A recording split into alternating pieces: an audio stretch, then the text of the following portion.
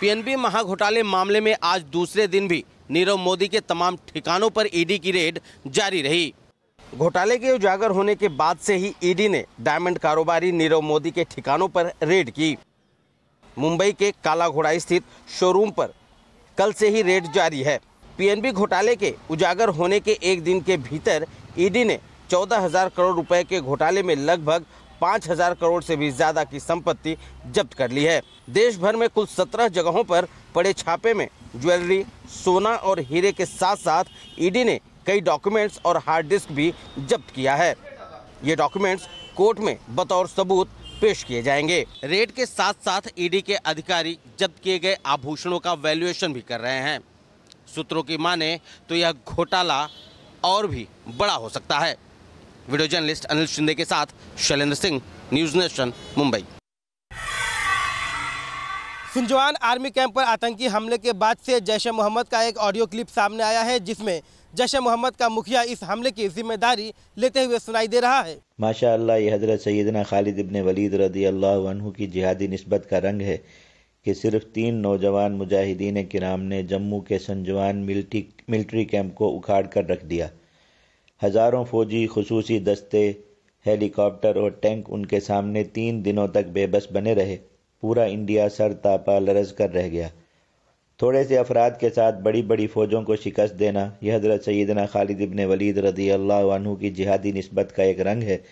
बेशक वो सैफुल्लाह थे, अल्लाह ताला की तलवार, जो अल्लाह ताला ने मुशरिकीन और मुनाफिकीन के लिए सौंपी। ये तलवार क़यामत तक चमकती रहेगी। इस हमले की जिम्मेदारी लेने के साथ साथ मसूद अजहर आगे की रणनीति पर भी बात करता हुआ सुनाई दे रहा है। सुनजवान कैंप पर हमला करने के लिए लश्कर ए तैयबा और जैश ए मोहम्मद ने पहली बार एक साथ हाथ मिलाया था और अब ये दोनों आतंकी संगठन इसी तरह का एक और हमला करने की तैयारी में है। हालांकि सुरक्षा एजेंसियां इनकी गतिविधि पर पैनी नज़र बनाई हुई हैं और पूरी तरह से मुस्तैद हैं। वीडियो जर्नलिस्ट मुकेश झा के साथ Rizwan Arif, news nation, Delhi. North Kashmir के बारामूला इलाके में सिक्योरिटी फोर्सेज और मिलिटेंट्स के बीच इनकाउंटर साइट से मिलिटेंट भागने में कामयाब हुए। आज सुबह सवेरे सिक्योरिटी फोर्सेज के पास इनपुट था कि पट्टन के पलहालन इलाके में मिलिटेंट्स मौजूद है, जिसके बाद कॉर्डन एंड सर्च ऑपरेशन शुरू किया गया और कॉन्टैक्ट एस्टैब्लिश होते ही दोनों तरफ से फायरिंग शुरू हुई। तकरीबन फायरिंग 2 घंटे तक चली, जिसके बाद मिलिटेंट स्पॉट से भागने में कामयाब हो गए। वहीं इलाके में इनकाउंटर की खबर सुनते ही प्रोटेस्ट भी हुए। इस पूरे इलाके में अभी भी कॉर्डन एंड सर्च ऑपरेशन जारी। वीडियो जर्नलिस्ट मोहम्मद यूनिस के साथ Idris loan, news nation, Srinagar. Bharat दौरे पर आए ईरान के राष्ट्रपति हसन रूहानी की कल प्रधानमंत्री नरेंद्र मोदी और राष्ट्रपति रामनाथ कोविंद से मुलाकात होगी। इस मुलाकात में चाबहार बंदरगाह के अलावा कई अहम मुद्दों पर समझौते होने की उम्मीद है। ईरान के राष्ट्रपति हसन रूहानी राष्ट्रपति बनने के बाद पहली भारत यात्रा पर हैदराबाद पहुंचे हैं। हैदराबाद में राष्ट्रपति रूहानी ने प्रसिद्ध कुतुब शाही मकबरे का दीदार किया। आज शाम रूहानी दिल्ली पहुंच जाएंगे और कल उनकी मुलाकात प्रधानमंत्री मोदी के साथ होगी। सूत्रों के मुताबिक मुलाकात में चाबहार पोर्ट, फरजाद बी तेल क्षेत्र और सुरक्षा जैसे कई मुद्दों पर चर्चा होगी। साल 2016 में प्रधानमंत्री नरेंद्र मोदी ने ईरान का दौरा किया था और दोनों देशों के बीच कई अहम समझौते हुए थे और इस बार भी कुछ उम्मीद वैसी ही है। वीडियो जर्नलिस्ट जयराम के साथ Suraj Arora, news nation, Delhi. Supreme court ने अपने एक अहम फैसले में कहा है कि अब उम्मीदवार को चुनाव के लिए नामांकन भरते समय न केवल अपने संपत्ति का खुलासा करना जरूरी होगा, बल्कि इसके साथ साथ उस संपत्ति के सोर्स को भी बताना जरूरी होगा। सुप्रीम कोर्ट के फैसले के मुताबिक उम्मीदवार को न केवल अपनी बल्कि अपने जीवन साथी और अपने आश्रितों की चल अचल संपत्ति का ब्यौरा देने के साथ साथ उसके सोर्स को भी बताना अब जरूरी होगा। हालिया प्रक्रिया के अनुसार चुनाव में नामांकन के दौरान उम्मीदवार अपनी चल और अचल संपत्ति का ब्यौरा तो देते थे, लेकिन अभी तक आय का सोर्स बताने की जरूरत उनको नहीं थी। अगले साल लोकसभा चुनाव होने हैं और इस साल कई राज्यों में विधानसभा चुनाव होने हैं। ऐसे में सुप्रीम कोर्ट का आज का फैसला चुनाव सुधार की दिशा में एक अहम पड़ाव साबित हो सकता है। वीडियो जर्नलिस्ट जगदीश चंद के साथ अरविंद सिंह, न्यूज़ नेशन, दिल्ली। कावेरी जल विवाद में सुप्रीम कोर्ट ने आज अपना फैसला सुनाया। तमिलनाडु का पानी घटाकर कर्नाटका को 14.75 टीएमसी पानी ज्यादा दिया। सुप्रीम कोर्ट ने आज कावेरी जल विवाद में अपना फैसला सुनाते हुए कहा कि नदी राष्ट्रीय संपत्ति है और इस पर कोई राज्य अपना दावा नहीं कर सकती।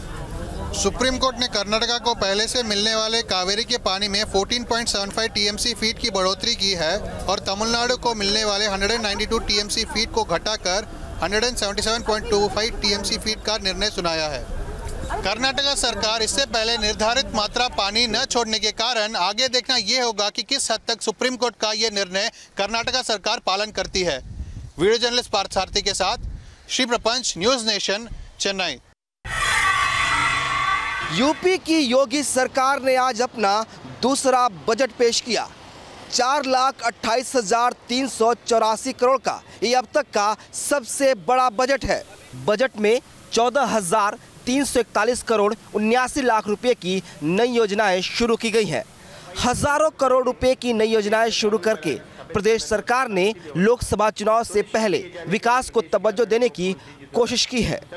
यूपी के वित्त मंत्री राजेश अग्रवाल ने 4.25 लाख करोड़ रुपए के बजट में युवाओं और किसानों के लिए कई घोषणाएं कर उन्हें लुभाने का प्रयास किया है। सीएम योगी आदित्यनाथ का दावा है कि ये गरीबों, किसानों और नौजवानों का बजट है। सबका साथ सबका विकास की तर्ज पर इस बजट से यूपी के विकास को रफ्तार मिलेगी।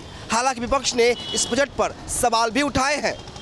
वीडियो जर्नलिस्ट दीपक राणा के साथ विनोद मिश्रा, न्यूज़ नेशन, लखनऊ।